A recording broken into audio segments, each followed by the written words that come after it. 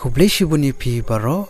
bat kane kelong ka jimentip na benta kikam belapenlaj da ka National Institute of Education Planning and Administration NIEPA ka code online application ni pi na benta kane ka post jong ka LDC kabdei ka lower division clerk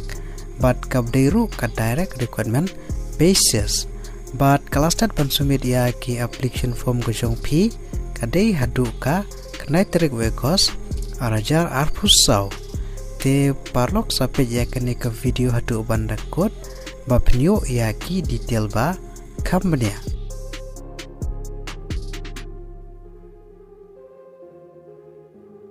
te namta kini ki post jong ki lower division clerk ki nombor ki post ki belaj ki don shifo post ba namta ki post kategori spot namta QR kadai saw post namta ki OBC kadai live post namta ki SC kadai R post bat namta ki EWS kadai ship post bat namta ki jinsiu kadai HKP level ka ba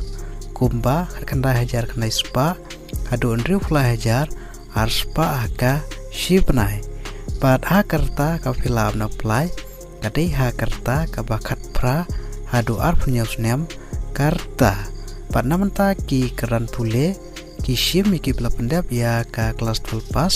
na kono ka recognize board lane university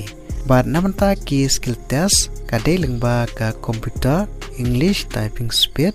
kumba live san ganten haka shiminit bat namanta ka Hindi kadai live ho ganten haka shiminit bat namanta ka selection process kadai lengba ka writing test skill test pat kiwi de pat namanta ka application fees namta ki general EWS pat OBC kadai shijar tengka pat namanta ki SC ST kadai sanspa te kumno pilaban apply te parlok lada bidon kamuan bat ka keran pule pilaban apply online lengba ka recruitment portal jong ka NIEPA bat kaling ban apply ngalabu a description jonganeka video bat kini kilong ki dokumen ki ba pihak ban submit online bat ban kela PDF ka soft copy jong ka passport size bat signature date of birth certificate class 10 class 12 marksheet degree diploma graduate postgraduate marksheet lada don ka experience certificate lada don bat ka caste certificate bala issue da ka government jongka India te parlok ha kane ka video tang kini jiven te balada pidon kino kipat ki ba pimpat chai ba sengewa ban komen ha kane ka video